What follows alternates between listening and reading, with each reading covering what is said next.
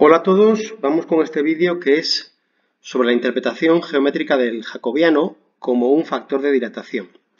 Entonces, a ver, para contar esto tenemos que recuperar el teorema de cambio de variable que vimos hace poco. Entonces consideramos un conjunto, un subconjunto A de Rn acotado y escribo para ese subconjunto el teorema de cambio de variable, este de aquí. Entonces, voy a considerar una función muy concreta que sea la función constante e igual a 1 en todos los puntos, ¿no? De forma que esta igualdad del cambio de variable quedaría de esta forma, es decir, la integral de la función 1, no la escribo aquí, de diferencial de x de g de a, es igual a la integral sobre a del jacobiano de la función g en un punto u, ¿no? Bueno, el valor absoluto del jacobiano. Entonces, a ver, utilizando un teorema que se denomina teorema de la media, que no lo hemos contado porque no está en el temario, pero que aparece, por ejemplo, en el libro de Juan de Burgos, lo podéis consultar ahí o me lo podéis preguntar. Si A es un conjunto compacto y conexo, teniendo en cuenta que la función determinante jacobiano es una función continua, se puede aplicar el teorema de la media y eso nos dice lo siguiente, que esta expresión de aquí, la de la derecha, coincide con esta otra, con el jacobiano de G en un punto concreto psi que pertenece a A, ¿de acuerdo? Es decir, existe un psi de A en el que se verifica esta expresión, que esto es igual, el miembro de la derecha, digamos, es igual al jacobiano en psi multiplicado por la integral sobre A de la función 1. Vale, y ahora, hasta este momento he intentado siempre evitar la palabra medida, porque, bueno, la teoría de la medida es algo bastante complejo y que supera con mucho el objetivo del curso, y hablar de la medida nos llevaría mucho tiempo. Pero vamos a pensar en lo que son los conjuntos de R2 que tienen un área, conjuntos que no sean especialmente extraños, y en los conjuntos de R3 que tienen un volumen. Entonces, las palabras medida o contenido, que la palabra contenido sí la he utilizado en vídeos anteriores, significan simplemente, si estamos dentro de R2, para un subconjunto de R2 significa su área, y para un subconjunto de R3 significa su volumen.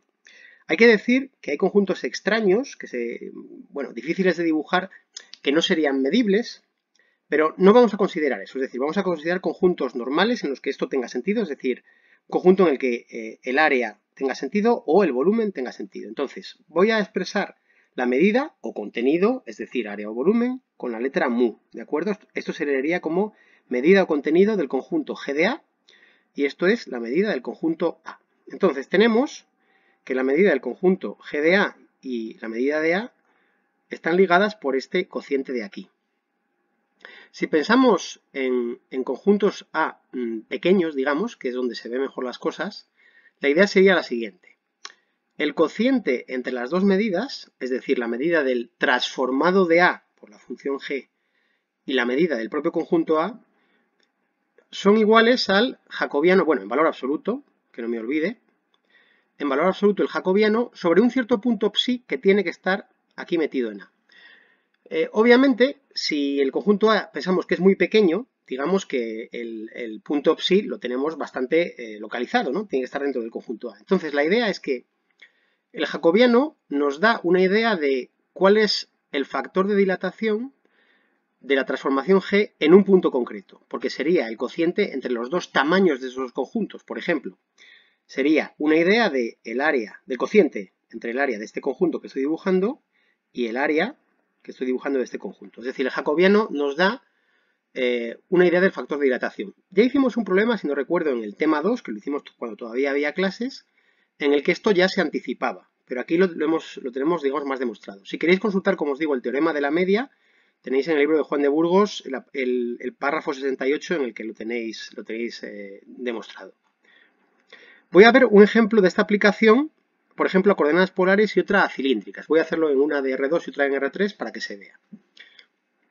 La transformación en polares sería la siguiente, en la que a cada punto ρθ en coordenadas polares le asocia en coordenadas cartesianas x e y, donde x vale ρ coseno de θ e y vale ρ seno de θ. Fijaos que la transformación está al revés de lo que uno tiende a pensar, ¿de acuerdo? Pero es que para aplicar adecuadamente el teorema de cambio de variable, la función es así, es decir, el cambio es de polares a cartesianas y no al revés. Esto parece que es contraintuitivo, pero es lo correcto, es así.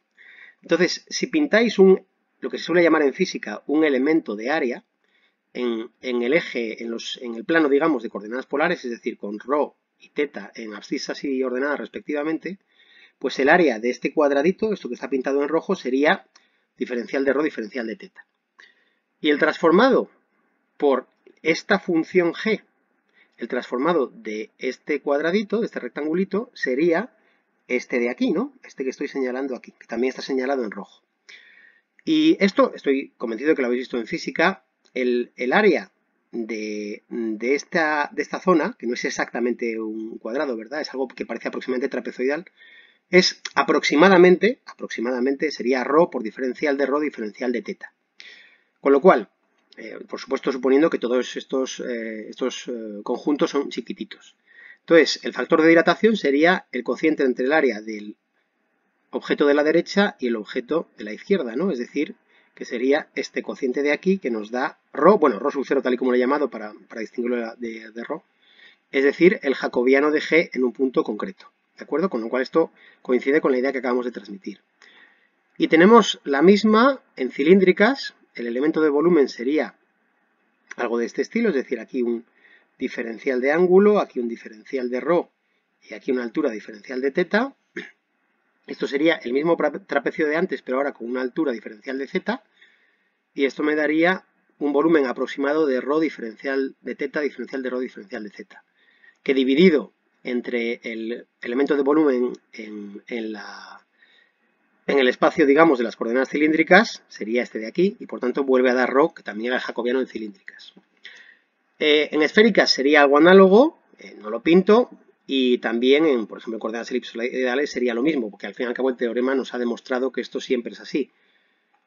Y con esto damos ya, esta es la interpretación geométrica del jacobiano, es decir, esta idea de dilatación, y con eso termina este vídeo.